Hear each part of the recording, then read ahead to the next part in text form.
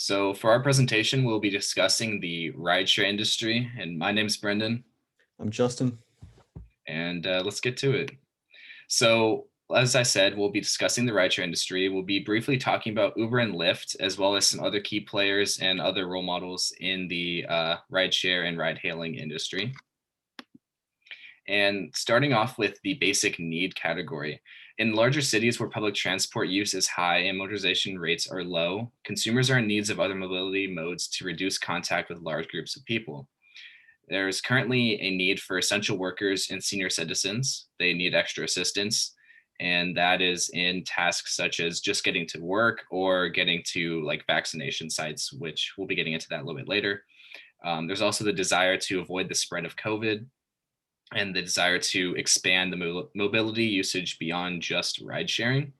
So currently, another thing to note that during the COVID pandemic, there are a few changes in the basic needs for our, potential customers, which are their desires, and then as well as their need to follow certain guidelines that are set in place. So there's been a little bit of a change in the ride sharing industry based off of consumer desires and consumer needs. But as of right now, the ride share industry has been able to keep up with that. And moving on to the drivers of change for the rideshare industry. Currently, with the COVID-19 pandemic, there are a few changes, like I've mentioned.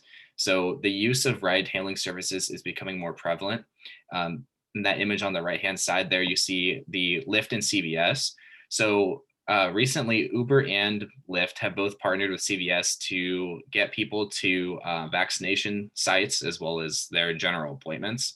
In most cases, this is free of charge for elderly and essential workers. And another notable change within the industry is with Lyft itself. So, in around mid April 2020, Lyft launched its delivery food service. They weren't into that delivery market yet, but now they are essential deliveries.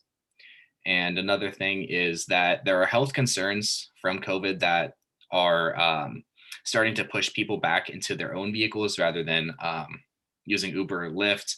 But currently, Uber and Lyft are both targeting those triggers that people have. So, like Uber, for example, is requiring both the driver and the passenger to wear a mask, and the passenger can only sit into the back seat of the vehicle, and the driver is required to post a selfie of the mask before the passenger gets in the vehicle. And then there are also longer term changes that both Uber and Lyft are looking into and managing as the rideshare industry is changing and will continue to change with the pandemic and everything that follows. And as far as emerging consumer expectations, the rideshare industry has been and will most likely continue to be the most popular in younger age groups, that of people in the 20 to 34-year-old age range. And there are new consumer needs and want for delivery. During the early stages of the pandemic, pretty much everybody was stuck at home, or at least for the most part, at home other than going for groceries or essentials. So there is a desire and a need and want for food to be delivered. And there are many firms that are currently expanding into the food delivery industry. As I mentioned, Lyft is doing that currently. That is something that Uber has been doing for a while, other competitors like Grubhub, stuff like that. And there's also a desire for personal health safety. That's an emerging consumer expectation due to the pandemic. And that's for autonomous vehicles. There's actually been research into this. And there are a few companies that are trying to do like autonomous ride hailing services. So basically, like an Uber and Lyft service, but the car drives you and there's no driver. So that's another expectation that companies are looking into as consumer needs are constantly changing. All right, so now for inspiration. So businesses are focusing on consumer mobility while also limiting contact slash exposure. So for example, businesses use the use of social media to be able to reach their consumers and customers, and having customers and other people be able to contact them on social media. And then Kareem, a ride hailing app, has expanded its services on its platform. So these mass transportation, delivery, and digital payments. Bolt is an international ride hailing company. the company develops and operates its mobile application, allowing people to request ride hailing services, electric scooters, or a private driver. So, and then other businesses that are applying to this trend is BART and Greyhound Bus. For BART, they want to make sure that their passengers feel safe and protected from COVID. BART requires face masks at stations and on trains, making sure to social distance while on trains and at the station. They suggest to get a clipper for people to get a clipper card, which can bring about contactless payment for BART, pay for parking on the BART app instead of using the machine in the parking garage to pay for parking. There is a personal hand strap you can get for yourself instead of using the ones on the trains. And then there is hand sanitizer at all stations in case for people that forgot to bring their own hand sanitizer. And then for the Greyhound bus, they make sure people are comfortable and feel safe from COVID as well. They make sure to have face coverings, do enhanced cleaning, provide fresh air, and have travel flexibility.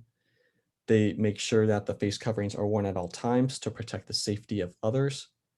And then for their enhanced cleaning, they provide hand sanitizer and clean frequently to kill the germs and even COVID by ozoning the bus. Now for innovation potential. So this trend can be applied throughout the business and business model through new research and development.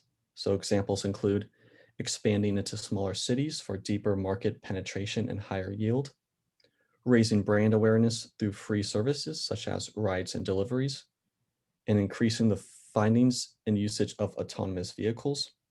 So we can apply this trend to the rideshare business by how each rideshare business wants to protect their passengers from COVID by making sure they wear face masks at all times, try to social distance by not sitting right next to each other, and provide hand sanitizer to people that might not have their own with them.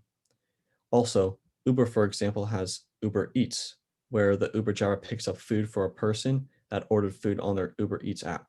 Then once the food is ready, the Uber driver goes and picks up the food for the person and brings it back to their house. The person does not need to worry about leaving the house to get food with COVID happening.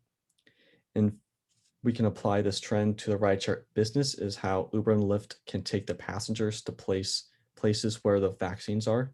Instead of these people having to drive themselves to get the vaccine, Uber and Lyft are helping them out by driving them to get the vaccine. Then now for who.